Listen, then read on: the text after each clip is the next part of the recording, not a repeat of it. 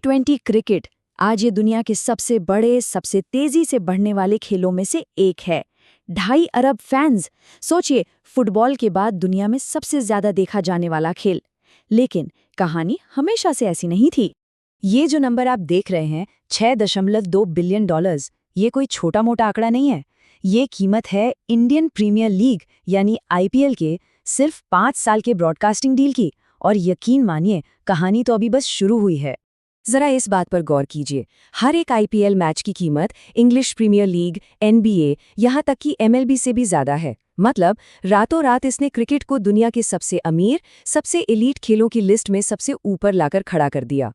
तो सवाल ये उठता है कि एक ऐसा फॉर्मेट जिसे शुरुआत में कोई पूछ तक नहीं रहा था, वो आज पूरी दुनिया पर राज कैसे कर रहा है। देखिए, इस कहानी में एक बागी अरबपति है, मैच फिक्सिंग के कांड है और इतना पैसा है जितना क्रिकेट ने अपने 150 साल के इतिहास में कभी नहीं देखा था। तो चलिए शुरू से शुरू करते हैं। चलिए वक्त में थोड़ा पीछे चलते हैं। 2000 के दशक की शुरुआत में, जब क्रिकेट का जो ट्रेडिशनल फॉर्मेट था वो एक बहुत बड़े संकट से गुजर रहा था। हम बात कर रहे हैं टेस्ट क्रिकेट की, जिसे खेल का सबसे शुद्ध, सबसे क्लासिक रूप माना जाता था।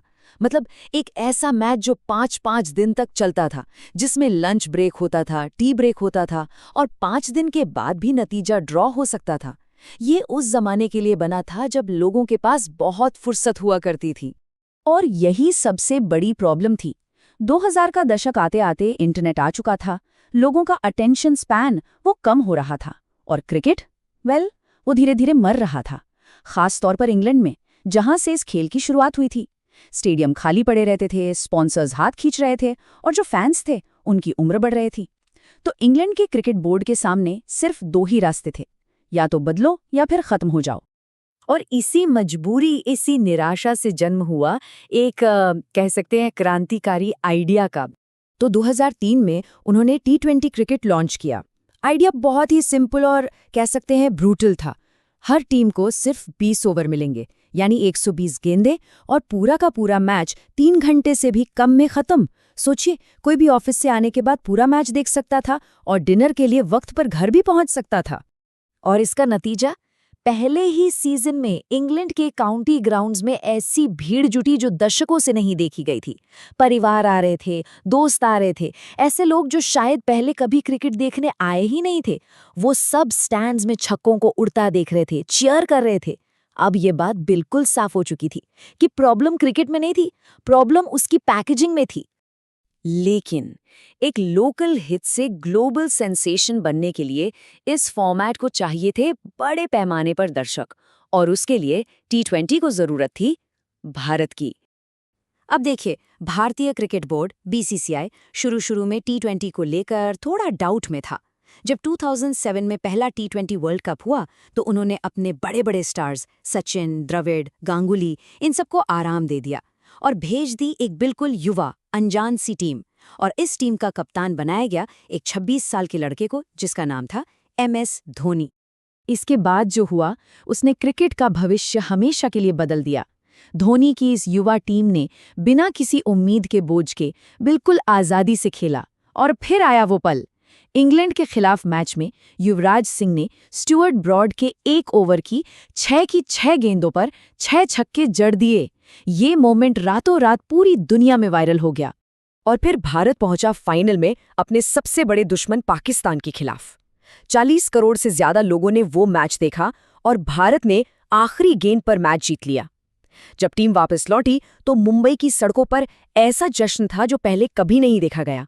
और बस यहीं से एक घरेलू T20 लीग की जबरदस्त मांग पैदा हो गई। इस मांग को BCCI ने तुरंत भांप लिया। उन्होंने एक ऐसी T20 लीग बनाने का फैसला किया जिसे कोई टक्कर ना दे सके। और इस काम के लिए उनके पास बस एक ही आदमी था, ललित मोदी। मोदी ने कमाल की 3 स्टेप स्ट्रैटेजी बनाई। सबसे पहले उन्होंने सोनी के साथ 10 साल के लिए $1 बिलियन की ब्रॉडकास्टिंग डील साइन की। इससे दुनिया को मैसेज गया कि IPL कोई मजाक नहीं है, ये टिकने के लिए आया है। इसके बाद हुई फ्रेंचाइजी की नीलामी और फिर खिलाड़ियों की नीलामी। और इस नीलामी में कौन कौन नहीं था। भारत के सबसे अमीर आदमी मुकेश अंबानी ने मुंबई इंडियंस को खरीदा। बॉलीवुड के बादशाह शाहरुख खान ने कोलकाता नाइट राइडर्स को, ये सिर्फ टीमें नहीं बिक रही थीं, ये अपने आप में एक कल्चरल इवेंट बन गया था। लेकिन कहते हैं ना, जहां इतना बड़ा पैसा हो वहां बड़ी प्रॉब्लम्स भी होती हैं। और आईपीएल को अपने शुरुआती सालों में काफी मुश्किलों का सामना करना पड़ा। आईपीएल का सफर बिल्कुल भी आसान नहीं था। 2010 में इसके फाउंडर ललित मोदी पर भ्रष्टाचार के आरोप लगे और उन्हें देश छोड़कर भागना पड़ा। फिर 2013 में स्पॉट फिक्सिंग का एक बहुत बड़ा स्कैंडल सामने आया, जिसने पूरी लीग को हिलाकर रख दिया। 2 टीमों को सस्पेंड तक कर दिया गया। लेकिन इस संकट से लीग और भी ज्यादा मजबूत होकर निकली और जल्द ही पैसे की बारिश फिर से होने लगी। और क्या जबरदस्त वापसी हुई। 2022 में आईपीएल के ब्रॉडकास्टिंग राइट्स $6.2 बिलियन में बिके। आज की तारीख में हर एक मैच की ब्रॉडकास्ट वैल्यू के हिसाब से सिर्फ एक लीग आईपीएल से आगे है, और वो है अमेरिका की एनएफएल। इस लीग ने क्रिकेटर्स की एक पूरी की पूरी नई पीढ़ी को जन्म दिया है। 2025 में सिर्फ 14 साल के एक लड़के विभव सूर्यवंशी ने शतक बनाकर इतिहास रच दिया। सोचिए, वो उस पीढ़ी का है जो आईपीएल शुरू होने के बाद पैदा हुई है। तो क्या टी20 ने क्रिकेट को बचा लिया? इसका जवाब है हाँ, बिल्कुल। लेकिन इस कामयाबी का एक दूसरा, थोड़ा स्याह पहलू भी है। टी20 की इस जबरदस्त सफलता ने खेल के पारंपरिक रूप यानी टेस्ट क्रिकेट पर बहुत ज्यादा दबाव डाल दिया है। आज पूरा इंटरनेशनल कैलेंडर आईपीएल के हिसाब से बनाया जाता है।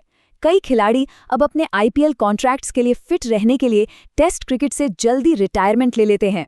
विडंबना देखिए, जिन स्टार्स ने टी20 को इतना बड़ा बनाया, उनकी अपनी पहचान टेस्ट क्रिकेट से ही बनी थी।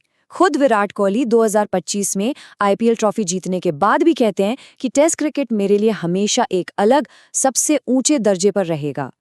तो सबसे बड़ा सवाल ये है कि तब क्या होगा जब अगली पीढ़ी के खिलाड़ी ऐसा महसूस नहीं करेंगे।